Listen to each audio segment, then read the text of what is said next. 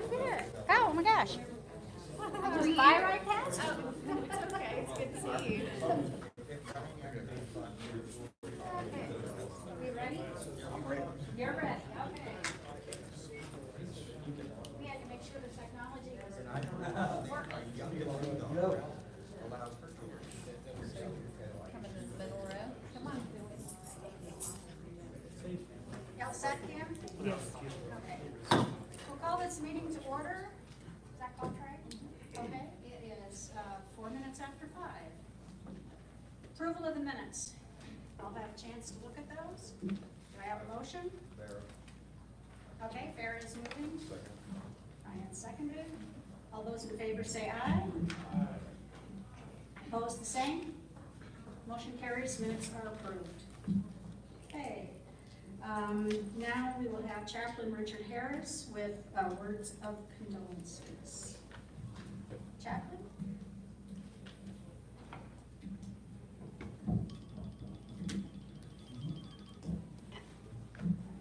I'd like for us to just pause for a moment for our Memorial Health family. One comfort for Mr. Richard Harris' father who has died. Also for the death of one of our team members for 21 years, CRNA Dennis Fleetwood as well. So let's just have a moment of silence and then I'll have a word of prayer.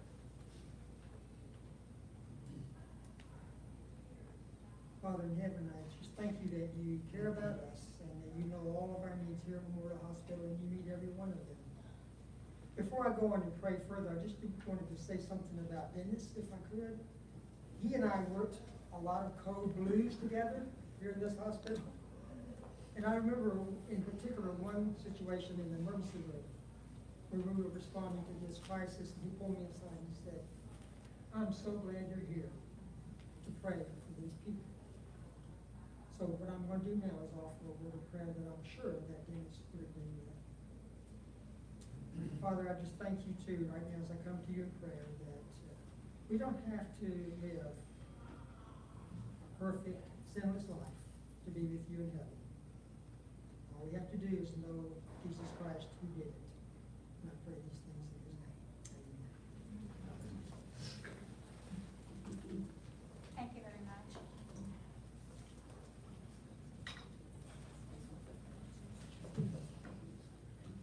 Okay. A wow moment of the month recognition for Ann Ellis. Would you present?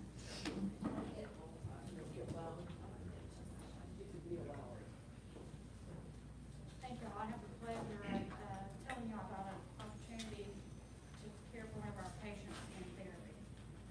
This nomination was put in by Allison Huffman. Recently, meaning myself, was doing a reassessment of a patient who we had been in care of for several months. We were aware of his social situation, but on this particular day, I noted that he was looking thinner and asked one of these ladies if she agreed. I asked him if he ever went to the senior center for meals. He responded that he couldn't spare the gas to drive there for meals. After this, I've learned that Meals on Wheels only delivers within the city limits and not to the areas just outside the loop. I asked the gentleman, I said, if he would eat a barbecue sandwich from the cafe next door if I bought it for him, and he was in agreement. While I was gathering his items, he told me that he had planned to go home and eat a leftover half of a can of ravioli. Before I could get out the back door to the coffee spot with him, these two ladies swung into action. One of them was already wringing out his sandwich, drink, and dessert. As soon as I had him settled, the other arrived with the lunch she'd packed at home that morning. She said, "He can take this home for supper." Allison voiced to me how impressed she was by the care and personal attention given to the man in settling him in for his meal. Before going home that day, one of the two went grocery shopping, selecting items appropriate for his health condition and that could be prepared in the kitchen with the items he had available.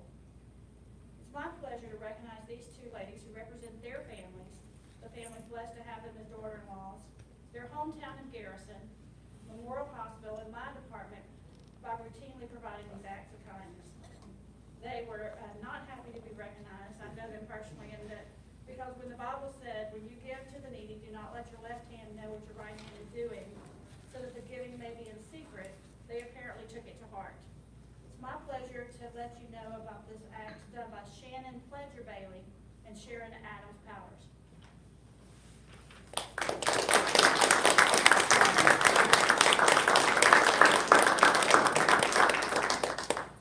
This is Sharon. We had to let them know about this earlier during the day because Sharon, her son, is getting his first year fireman's pin in Marshall this evening, and so she wasn't able to be with us. So we let them know about noon today about this event. So thank you. That's great. Thank you so much.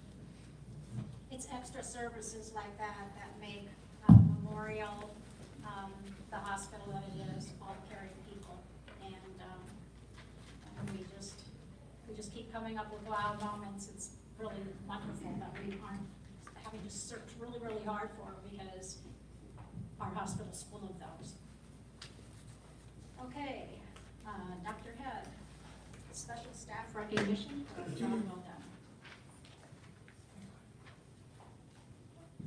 I have the honor of congratulating and thanking a lady who is very special to our hospital and very dedicated to her job.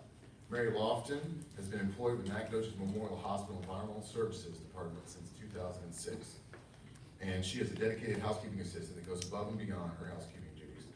As a familiar face to many of us, you will usually see Mary on the first floor, and she's a great asset to us in our public areas like the ER waiting room. Mary works at one pace, and that is, quote, steady. She sees to it that everything is wiped down, disinfected, and goes the extra mile to clean the windows and anything else she thinks needs to be cleaned. Mary has an exceptional attendance record and comes to work rain, sleet, or snow. And I looked that up, that is not trademarked by the Postal Service. She is dependable and knows her job by heart. She works hard and always has the time to speak to coworkers, patients, and visitors. Her director, Ms. McCollum, says she wishes she had about 6 Marys. So please, congratulations on the job.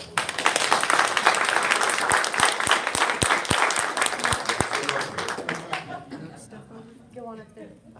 And you'll see Mary walking to and from, so when he said rain, sleet, or snow, that's how she, so thank you so much. Kim, Yes, can we get a picture? yes, I would love to get a picture.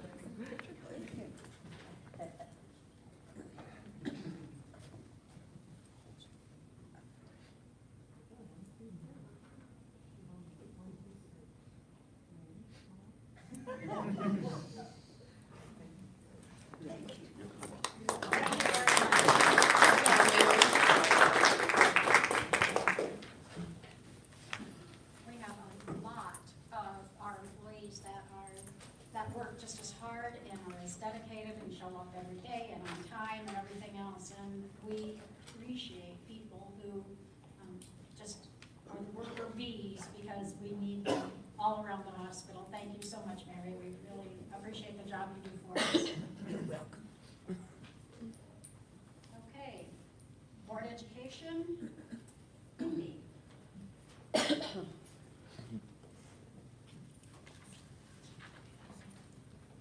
really not fair that I get to follow all of that just happened with something about revenue cycle. I will try to make this as entertaining as I can, and without you glazing over anything. I know it's not the most glamorous thing that we do in the hospital, but it's very important. So I'm going to tell you a little bit about revenue cycle. It's more of a process than it is a group of just people. HFMA defines it as basically anything that happens during the lifetime of a patient's account from the time it's created all the way until it's resolved to zero. And so within what we call the revenue cycle departments, that's what we do. We start the account and we end the account and everything in between, with the exception of direct patient care. And there's a reason we don't do direct patient care. Most of it has to do with, being sick and all that kind of stuff that we don't do. HFMA also says that there are several characteristics of an efficient revenue cycle, and when I had to write them down, I realized, with the exception of one, we really have every one of them. The main one that we struggle with is a robust practice management system. Our current billing and collection system is very old, and when we got it, it was great. It was top of the line, and it served every purpose we had, and then we had changes to healthcare and we didn't keep up with all of that, so we do a lot of manual things. So that, out of all of these, characteristics, that's really not something that we have. So as we talk through the revenue cycle, you'll see that we have a very dedicated and well-trained staff when I talk to you about our tenure.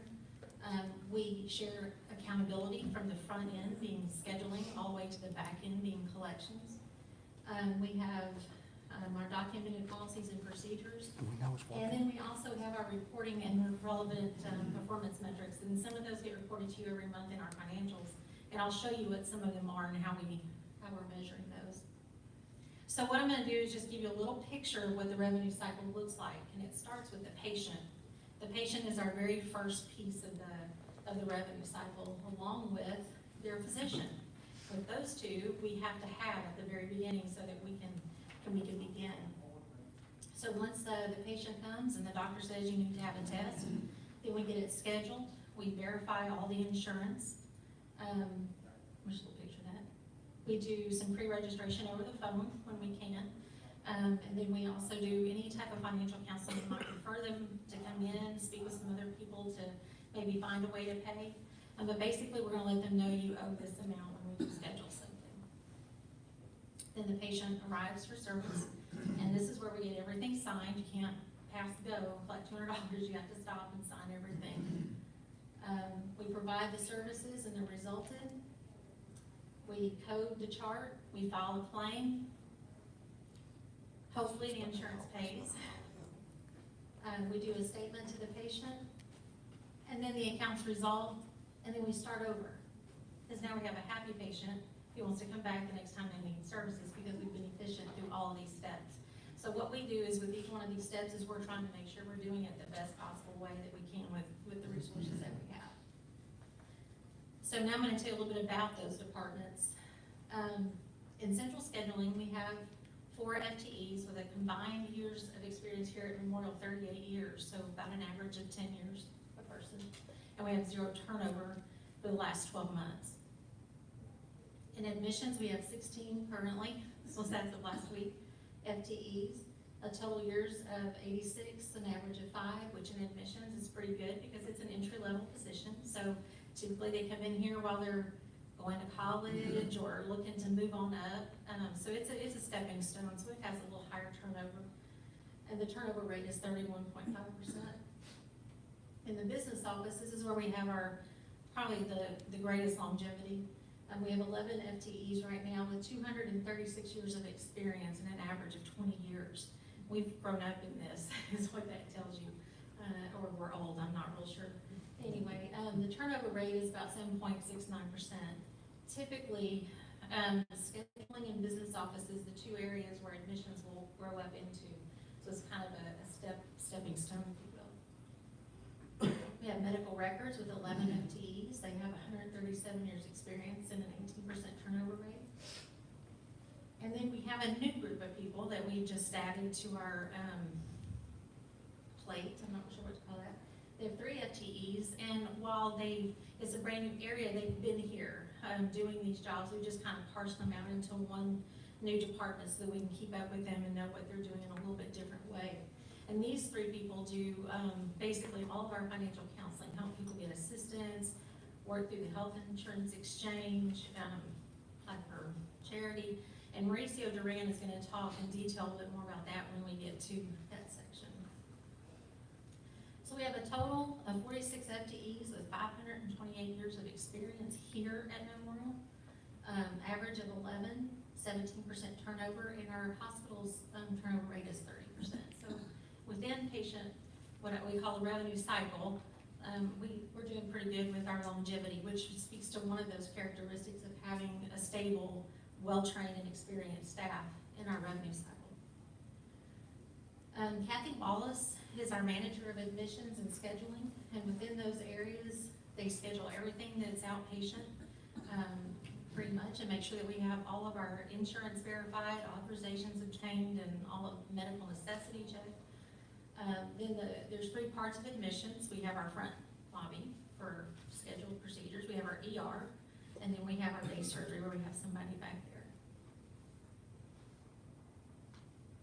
So I was telling you about our key performance indicators.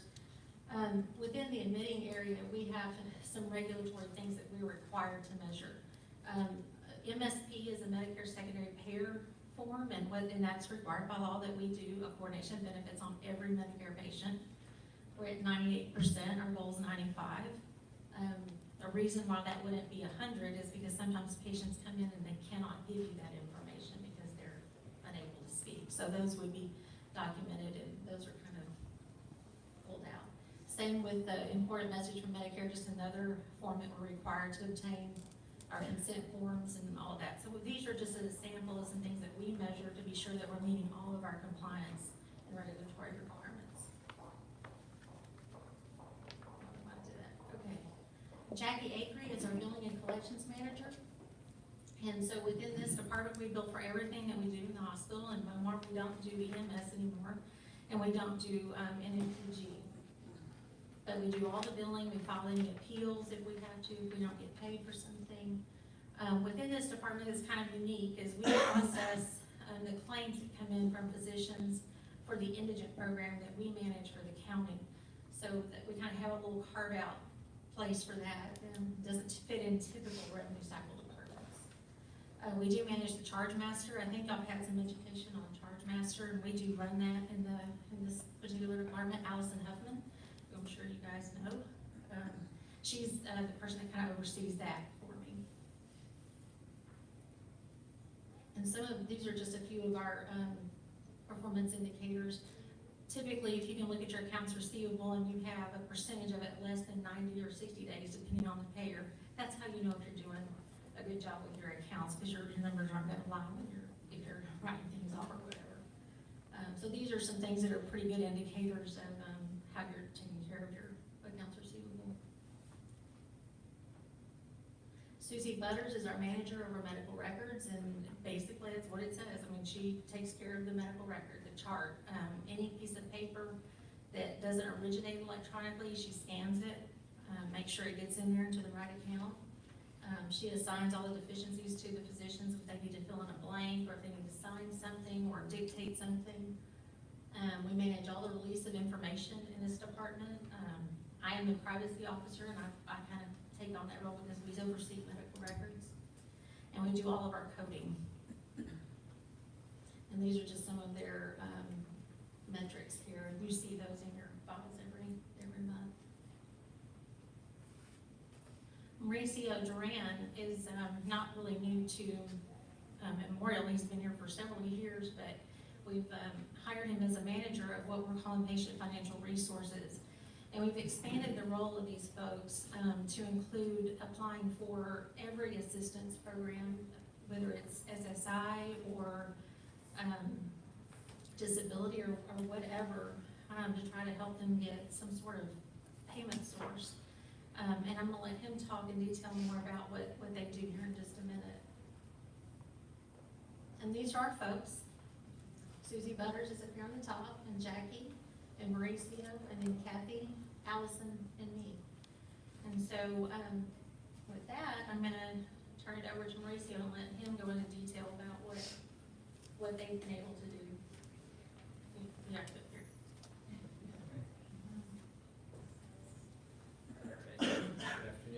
Good afternoon. So I'm the manager for patient financial resources, and our main goal is to assist patients that come in with no insurance or have insurance with limited coverage, and that need assistance to cover the whole medical assistance, the whole medical bill. So once we identify the patients with financial needs, we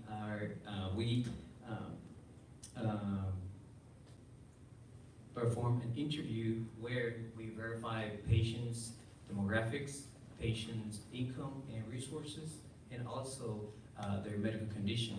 These information give us the opportunity to see if they are eligible for Medicaid if they are minors under 18, or if they are single parents caring for a child that have low income or no income and meet the criteria for Medicaid.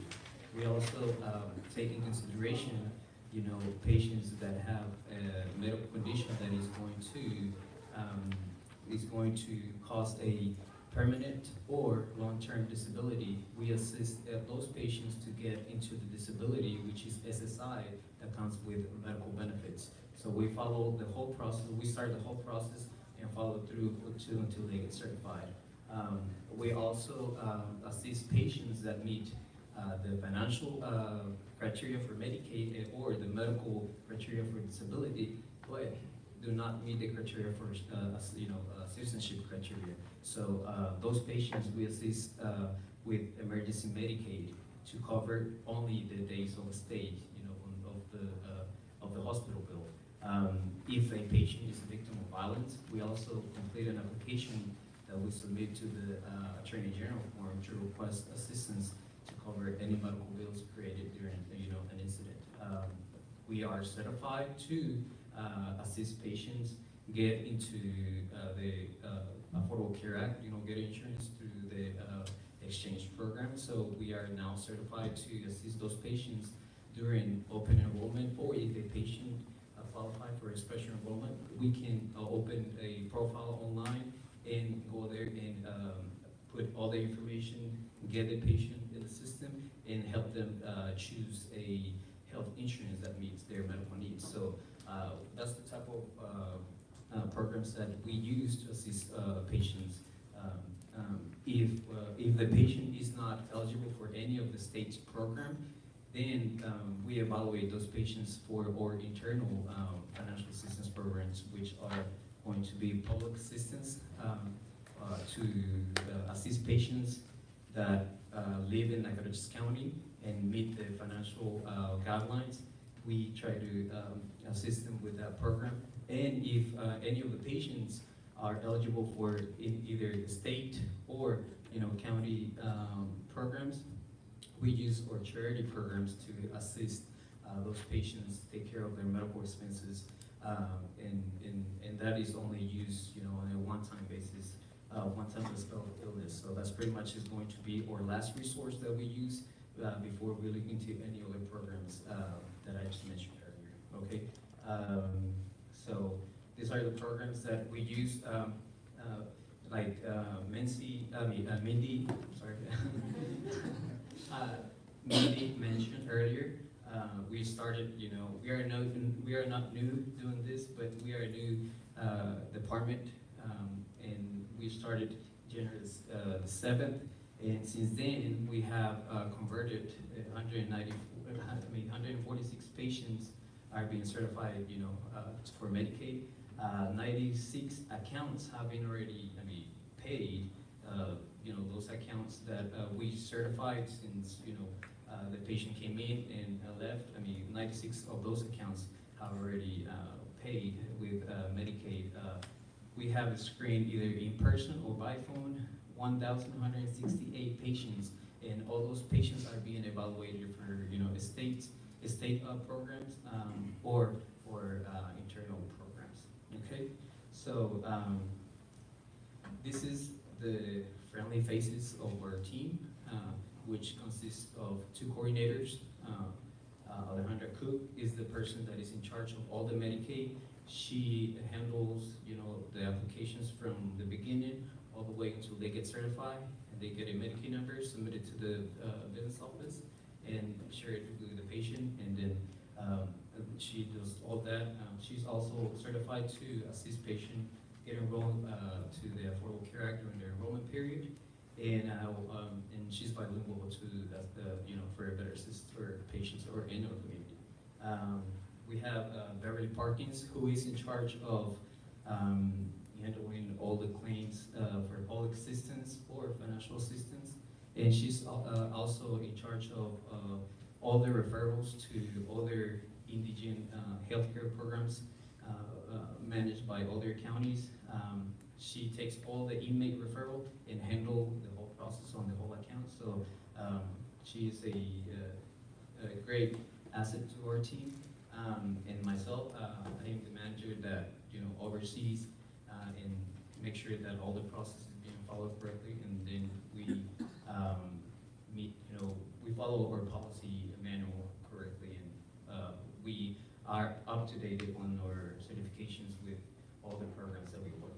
So this is our team, and this is the people that assist our community get assistance, taking care of their medical bills. Thank you. That is pretty much it. Do y'all have any questions? Or we have a few of our friends here, our unsung heroes are here in the back, seeing their pictures that they sent out. You get that on Facebook. Pretty resourceful. And that's it. Terrific, thank you very much. There are so many different departments in this hospital that I was really glad to have the suggestion that our board education, which we are not required to have, but it's very strongly suggested that we have it, to actually have our own people telling us what they do in their departments and how they work together as a team. So thank you very much, Mindy, that was terrific. If I could interrupt a minute, I was gonna do this when we did citizens communication, but that didn't happen. But we wanted to recognize our San Jacinto Girl Scouts that are here. They're working on their citizenship, and they're learning what it means to be a good citizen. They're learning what it means to serve in public office. I think what I was most impressed about these girls was the questions they had and the knowledge they had of women and the things that women have done over the years to help our country, to help our government. There are a lot of very intelligent girls with great questions, so I just wanted to welcome them all, and we're glad you're here. They chose our meeting over all of the other meetings for them just to come to. So we're honored to have you. Thank you very much. Okay, medical staff reports. The Credentials Committee met on March 11th, and the Executive Committee met on March 12th, and approved 3 new appointments. Andrew Began for physical assistance, Dr. Randall, Jessica Gotham, a new CRNA, and Colin Rader, a physician assistant ED. Also approved Dr. Holbert's withdrawal from medical staff, and the medical, we got 50% of that for approval. Okay, Patrick moved, and we have a second from Farah. All those in favor of approving this medical report? Aye. Aye. Those opposed, same sign. Motion carries. Thank you very much. Thank you, Dr. Farron. And now, Ron King.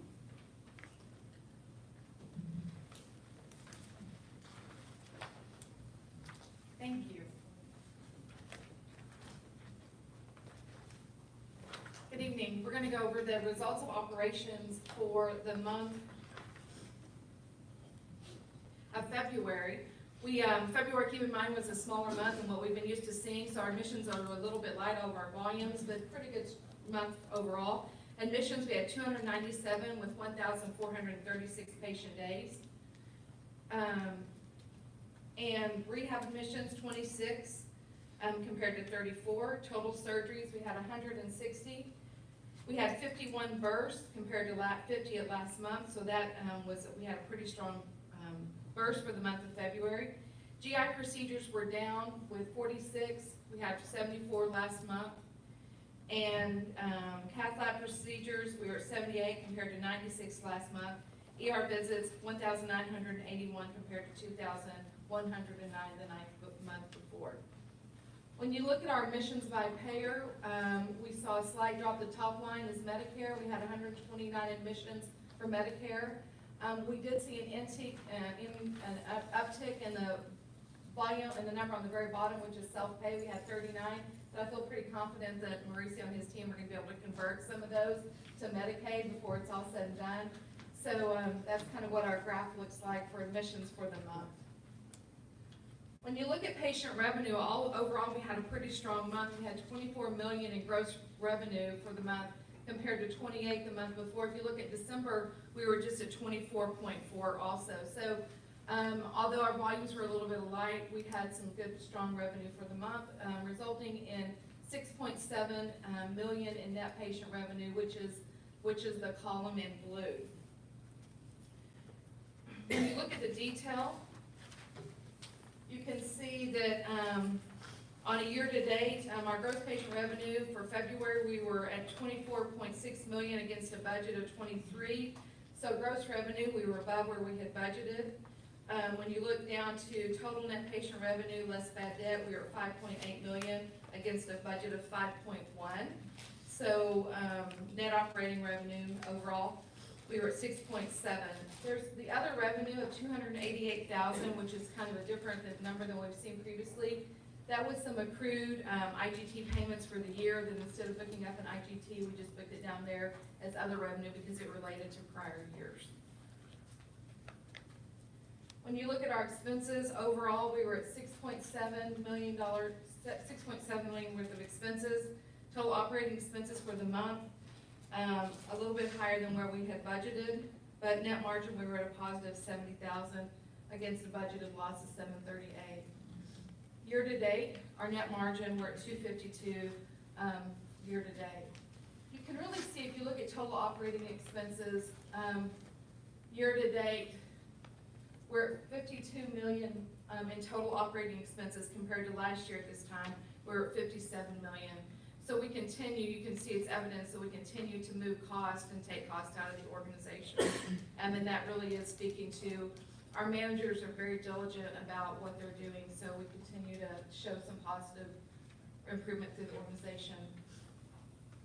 Days unbilled, we finally have seen some drops from the holidays. We were at 6, it's still a little bit higher than we want to be, but that number continues to look good. And you can see what's interesting, when you see that our days unbilled were at 11 in December, when you look at our patient collections, we were at 7.4 this month. So now once all of those bills dropped, we finally have seen the cash coming in the door.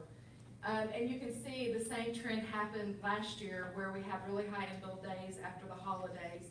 And in February of 18, we collected 7 million. February this year, we collected 7.4. So we'll just have to work next year to try to get our days under a little bit better control in December and smooth out some of that cash. It's really one of the challenges that we have right now is kind of our cash and kind of the smoothing of that. You can see it's evidence right there. So those are kind of all my typical slides that I present, but I'd like to spend a little bit of time talking about IGT payments and kind of what those do for us. There are really 5 IGT programs. It is not in the book. There are 5 IGT programs that we use. 3 of them, the UC, the DISRIP, and the DISPRO, are payments where we send in the money and we get reimbursed in about 30 days later. Another program is a URIP, which is an add-on to our Medicare payment that we get every month. And then another one is a QUIP program that is associated with nursing homes. When you look at this, what I did is, this goes from July of 2017 to March of 2019. So the columns in yellow, are the months that we do not have an IGT payment. So we didn't have an IGT payment in August of 17, we didn't have one in December of 17, April and May of 18, and August of 18 are the months. So there are certainly some gaps in there where we don't have those IGT payments. The other thing that I'd like to point out is this is actual cash. This will not tie to your income statement because this is accrual basis. This is cash. This is actually what we get in the door.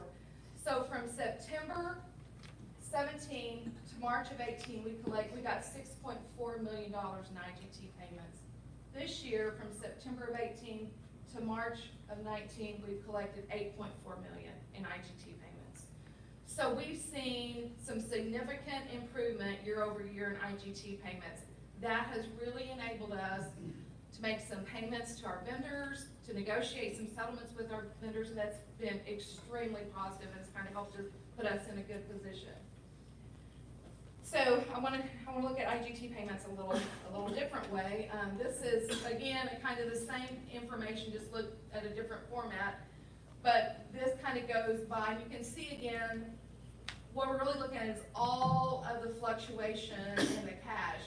The bottom line is 500,000. So a lot of our payments hover around 500,000. But in January of 18, we got a 2.5 million, and this is net to us. This isn't what we send in and what we get back. This is the net impact. September of 18, we received 3 million. And then if you remember us talking so much about the December IGT, we got a little over $2 million net. But the fluctuation in that really causes some concerns in those months that we don't receive an IGT payment. It really puts a big burden on us from a cash flow perspective. So the concern here is, and this is kind of stacking them F18 and 19, where what you see, what we're coming up against is March, we received a small IGT payment in the blue of about 400,000 net. We will not receive an IGT payment in April. We will not receive an IGT payment in May. And our June IGT payment will probably look similar to what we got last year, which was 500. And so just really the message and the takeaway from all this is we are really going to, cash flow is going to be, because of all the fluctuation with our IGT programs, it's really going to be tight in the next 2 months. It will affect cash flow, and the trend that we had of us being almost at a break-even net margin will not, I don't anticipate that occurring over the next 2 months. Volumes in March have been light. It's spring break. They always are. They're picking up a little bit. When I say a little bit, I mean a little bit this week, but they're light. So I guess I just want to lay the groundwork to everybody of what we have ahead of us. So, do y'all have any questions, comments? Mine are different. This one that I'm So, yeah, so what happened, we handed out, what's in your book is hospital only. And so what I handed out was the consolidated, which includes the clinics.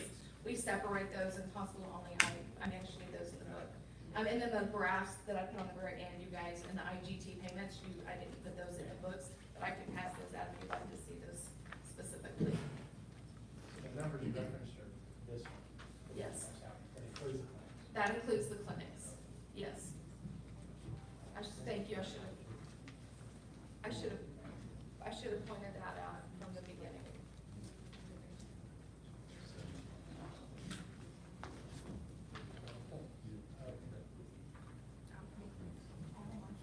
Are there any questions? Okay, thank you very much, Rhonda.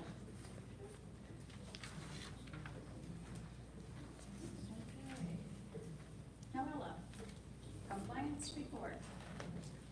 Oh, we need to approve sorry, we need to approve it. Is there a second? All those in favor say aye. Opposed the same. Motion carries. The report is approved. So compliance, the only thing I have to share tonight is that with 17 days away from the year 3 report being due, I'm having a number of conversations back and forth with our IRO. I expect in the next day or two their kind of final preliminary report. And then I will be meeting with a few people here to discuss that and to put in what our statement will be to her. And she'll get that final out to me probably early next week because again, it is due to the federal government by the 12th. So that's kind of my full focus right now. Okay. Thank you very much.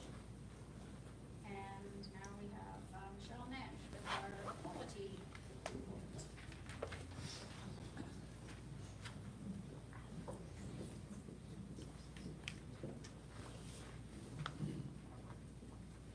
Okay, you guys have the dashboard that's in your packet. Yes, we have. This is through the end of 2018. So you can see all of our year-to-date numbers in comparison to our 2017 numbers. There's a number of these with the readmissions, the length of stay and mortality that we're not quite reaching the target that we want to yet. We do have the CDF position posted, so we're working to get that position filled, and that should really help once we get that position filled with some documentation needs to really help improve those numbers. Our infection numbers, we met our targets for all of the ones except for CETA, but they've all significantly improved from last year. On the second page of your report, you have the HCAP numbers for fourth quarter. They all came up, some more than others. Our response rate has improved on those. It's still not where we want it to be. We have some posters that we're getting hung up and some little flyers attached to the discharge paperwork so that it prompts staff members to talk to patients about it, to continue trying to work to improve that response rate.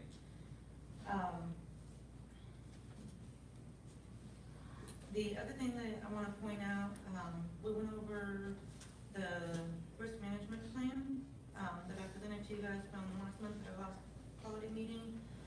We implemented 2 more of the processes, best practice processes for the injuries related to falls and immobility. And we've also made some improvements in the antibiotic stewardship program. We have a physician that will be working closely with us on that, and getting some specific continuing education in infectious diseases, and we'll be working closely with our pharmacy department and our infection control team and working on that program. Do you guys have any questions about any others today? Looks there. It does, looks much better. Make sure that. Turning up, that's great. Any questions, anybody? Thank you very much. Is there a motion to approve this report? Actually, I do have a question. I just saw this. Oh. Michelle, I'm sorry, I just noticed this. It says that, the staff education will be started July 2018. I presume you said that.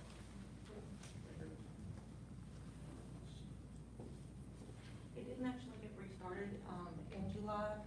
That one is going to be restarted as of April. There's been a lot of transitions and changes with the manager at Omar, and so they've had some setbacks in restarting that. But the plan is to get that restarted Q2 of this year, to get that additional. They have about half of the staff members out there training on that, and they'll start working on Q2. So April this year. So April this year. Okay, we have a motion on the floor. All those in favor say aye.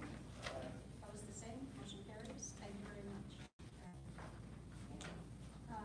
Richard Wallace. Jared, would it be appropriate to take these 2 contractual negotiations into the executive session? Yes. Okay, I make a motion to do so. Second. Okay, we have a motion to take the 2 letters of intent for 2 Harrisons to executive session. All those in favor say aye. Opposed, the same. Motion carries. Those will go into executive session. Thank you. Now, we have Rhonda.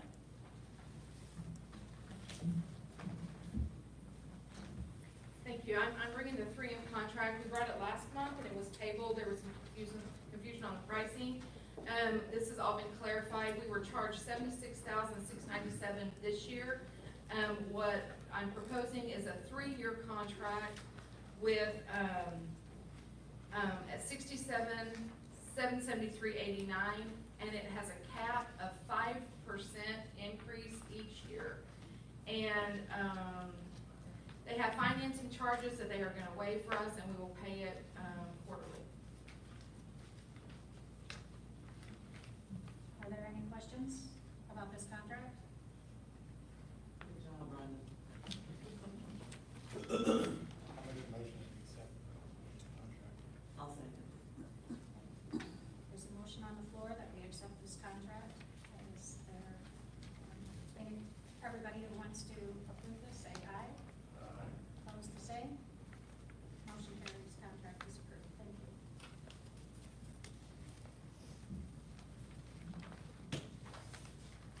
Server contract, I'm gonna let Norman come up and give you some details on the server contract.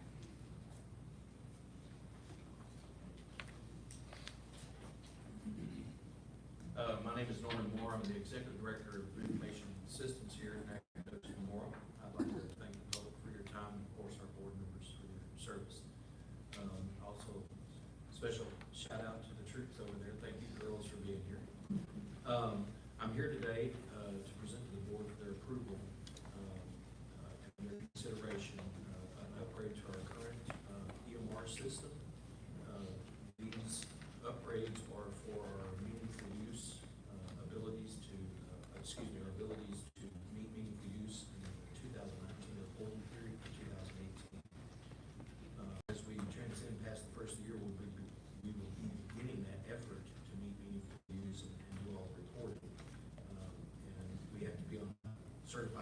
system. This is one of the steps it takes to get to that certified EMR system. Does anyone have any questions? You said that this is one of them that'll get us to the certified? There's another smaller one that we're gonna be doing for our, healthcare intelligence, but it's only like $6,000 and didn't need to come before the board for that. That one's in my inbox, I just received it today, and I'll be taking it to our CFO for approval tomorrow. And this will get us fully certified as a EMR. So we'll pay $42,500 now, and pay the rest later. They'll kick the project off even before we make a payment, yes, sir, that's the terms. And then the rest of it will be billed out. Over. Yes, sir. They've never held off on one of our projects that we've signed, and the board's approved it. Typically, there's a project team actually already assigned, but we just haven't been holding that until we receive it. Because we're on a pretty tight limit, these projects don't happen overnight. Rhonda, were you in on negotiating this contract? These contracts are pretty standard, but they are very kind and lenient to us on the terms of the payments. So, it is something that we do need to move forward with. I thought we needed to hear that. Thank you. Thank you. I'll make a motion to accept this contract. Okay, it's been moved and seconded to approve this contract. All those in favor say aye. Those opposed, the same. Motion carries. This contract service. Thank you very much for your time.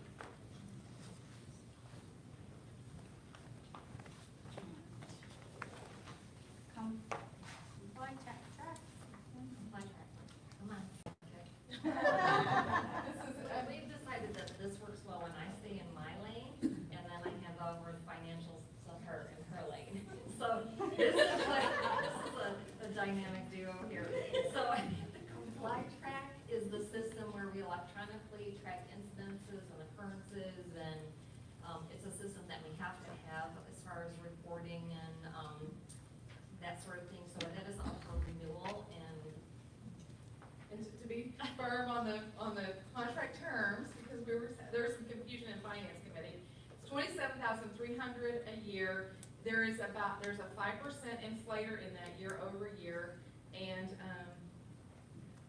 that again we talked to them, and this is the best rate we can do on this contract.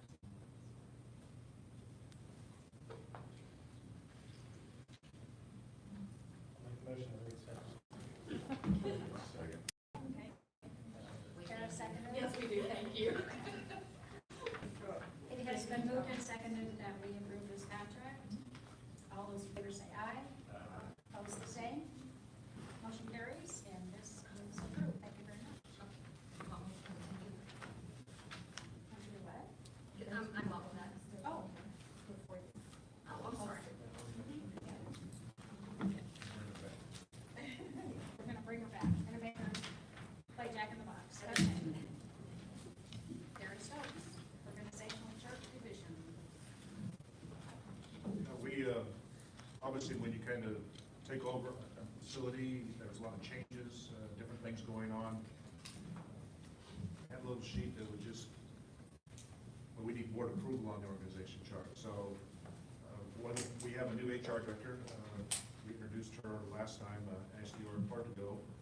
And so, that's a new position, not a new position, but a field person. We also took under this chief nursing officer, we took the direct report, the education department direct to the CNO, where it was in the inpatient services side, so that's just a little bit of realignment. And then the two partners over here negotiated, and we moved the clinical outcomes from underneath the CFO over to the CNO, which is probably more appropriate to be in that box. And outside of that, those were the main changes on the organization chart. Are we supposed to use this, sir? Is it in the packet? Yes. So I thought it was Mr. Smith for now. Well, mine says Mr. Stokes here. That's pretty one. Hold on. So with your organizational chart is the old org chart that's still in there now. The one that you're approving is the one that is in your board book or came And Christine made revisions on yesterday morning, and they just got it out yesterday. Well, Mr. Smith is still in there until we change everything. I make a motion. Is there a second? Okay.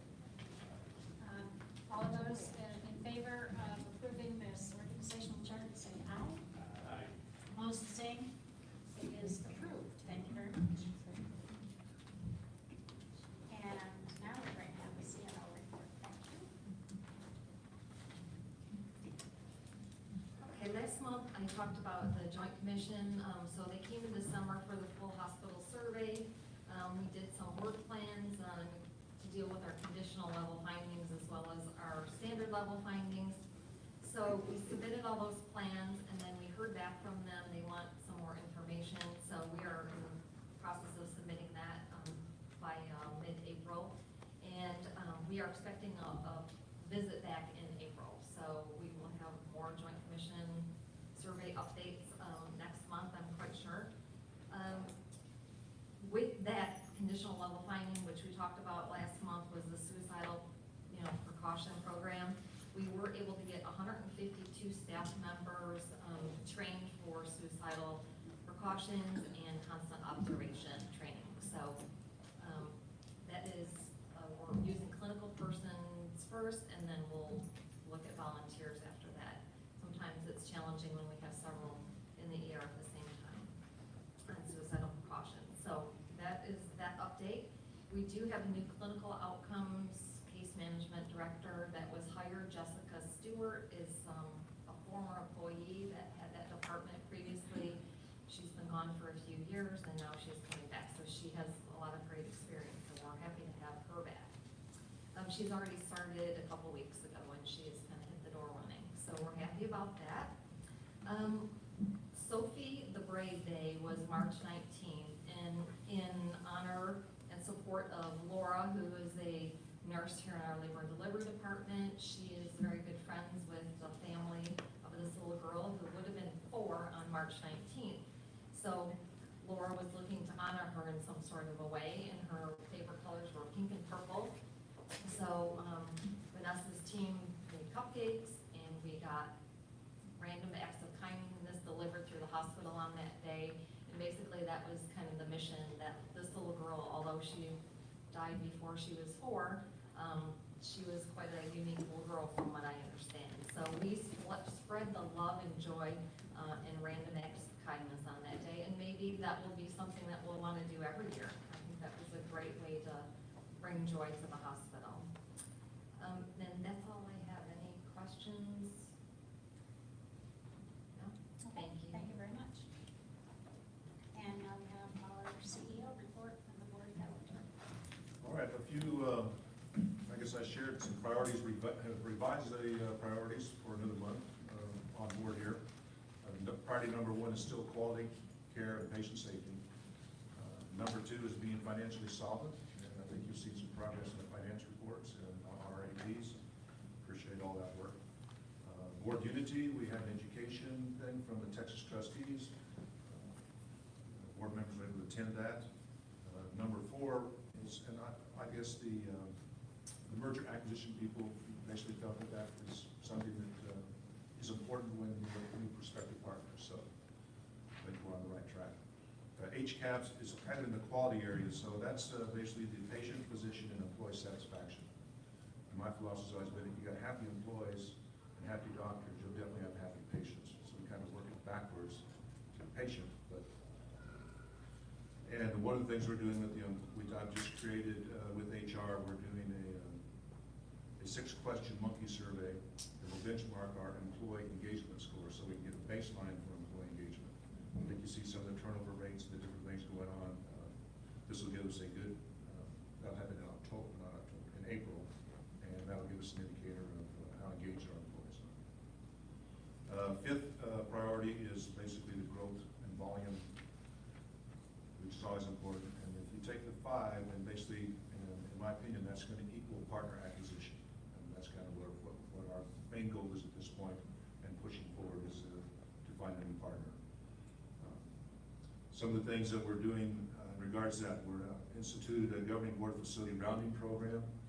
We do it 2s or 3s. It's got a sign-up for sheet, so April 9th, April 16th, we'll take the 2 or 3 board members. It'll be myself, Christine, the CNO, and our facilities, Michelle, and we will tour the facility. It kind of primes us and gets us ready, and also lets the board members get a first-hand look. I call it the good, the bad, the ugly tour.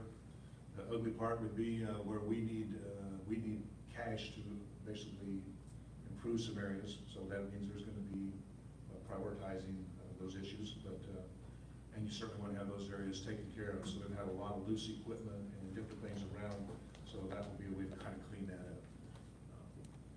The bad is just probably more of the older areas, that, you know, the time that kind of takes on those, and we've renovated some of those areas, and we certainly have plans in the future to renovate more.